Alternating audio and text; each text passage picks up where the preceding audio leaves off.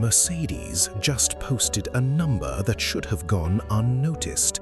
Instead, it's the reason boardrooms across Detroit, Stuttgart's own rivals, and Seoul are all talking about the same company at once. Here's the number: 18. That's how many new models Mercedes-Benz is launching in 2026 alone, in what the company itself is calling the biggest product and tech launch program in its 140-year history.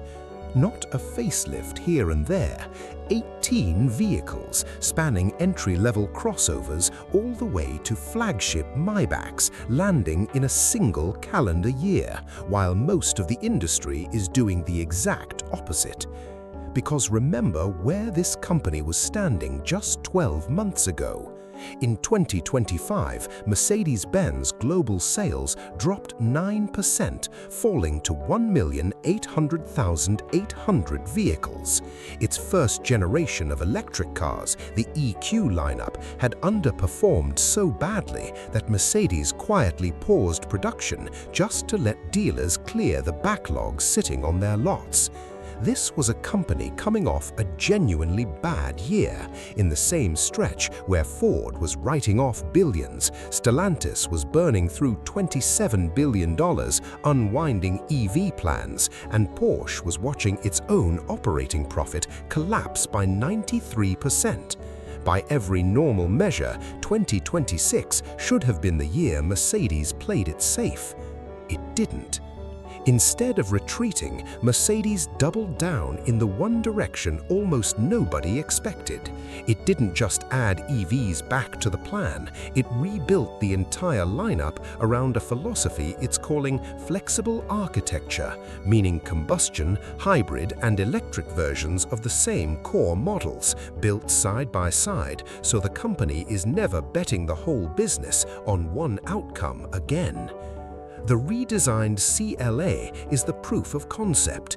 It launched with EQ technology as Mercedes' hard reset on electric vehicles, promising up to 792 kilometers of range on a single charge. That's not a modest improvement over the old EQ cars. That's the kind of number that makes range anxiety, the single biggest objection to EVs, functionally irrelevant for most drivers. And the CLA isn't launching alone. The electric GLC debuted on US soil for the first time at CES 2026, expanding the lineup in the back half of the year. An all-electric C-Class, one of the best-selling nameplates in the company's history, is coming in Q3. The electric S-Class and electric GLS are both in the pipeline. A next-generation GLA is expected before the year is out. Mercedes isn't picking one bet and hoping it lands. It's putting entries in nearly every segment simultaneously, betting that volume and choice beat conviction and timing. Here's where it gets uncomfortable for everyone else in the industry. On July 3rd, Mercedes confirmed a multi-year partnership with Liquid AI, bringing embedded on-device intelligence into its MBUX systems across North America.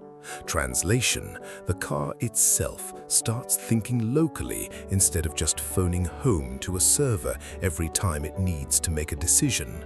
Layer that on top of existing partnerships with Nvidia and Dolby for connected car technology, and Mercedes is quietly assembling the same kind of AI and software stack that legacy automakers have spent years claiming they were building and rarely delivering. Now compare that to what's happening around it. Ford just posted a $1.3 billion net loss. Porsche cut thousands more jobs and pushed its electric Panamera off the calendar entirely with no new date attached.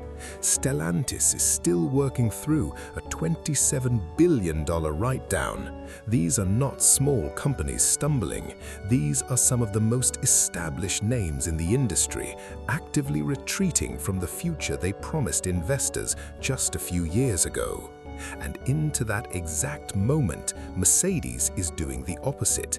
It's not retreating from EVs, it's not retreating from software, it's launching more of both at the same time, while simultaneously proving the traditional car business underneath it still works.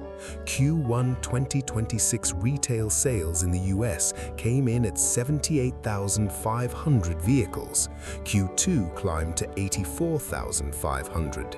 That's not a company managing decline.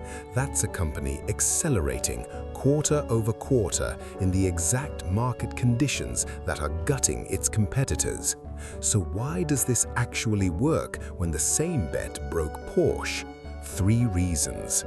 Reason 1, Mercedes isn't forcing a single technology on every buyer. Porsche bet the Taycan and Macan almost entirely on electric, and when Chinese competitors and shifting demand didn't cooperate, there was no combustion fallback ready to absorb the hit. Mercedes built combustion, hybrid, and electric versions of the same core models in parallel, so no single miscalculation about buyer appetite can sink the whole lineup at once. Reason 2, the software partnerships aren't vanity announcements sitting on a slide deck. Liquid AI, Nvidia, and Dolby are already shipping inside cars people are buying right now, not concepts promised for some future model year. That's the same lesson Hyundai proved with Boston Dynamics. Infrastructure that's already working in the real world is worth more than any keynote about the future. Reason 3, and this is the one that should worry rivals the most, Mercedes is doing this expansion while its core business is already recovering. A struggling company launching 18 new models looks like panic. A company posting back-to-back sales growth while launching 18 new models looks like a business that finally has both the balance sheet and the product roadmap pointed the same direction at the same time. Put those together, and you get a very different picture than the one dominating headlines about the auto industry right now. The narrative has been, legacy brands are dying, EVs are a mess, and everyone's retreating to gasoline to survive. Mercedes just spent 2026 quietly proving that narrative isn't universal. It's proving that the failure wasn't in choosing electric or choosing software. The failure was in choosing just one thing and betting the entire company on getting it right on the first try. That's the part every rival executive in Munich, Stuttgart, and Detroit is being forced to sit with right now. If Mercedes can launch 18 new vehicles, rebuild its EV strategy from scratch, bolt on a legitimate AI partnership, and still grow sales 2 quarters in a row, in the exact same market that just humiliated Porsche and gutted Ford, then the excuse that the industry itself is simply broken stops holding up.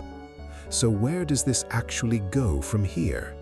If the CLA's range numbers hold up in the real world, if the electric C-Class lands anywhere close to expectations, and if sales keep climbing through the back half of the year, Mercedes isn't just recovering from a rough 2025, it's setting the blueprint every other legacy automaker is going to be forced to copy. Drop your take in the comments, and if you want to keep tracking exactly how this plays out model by model, subscribe to Ishak Vehicles. We'll be here when the next number drops.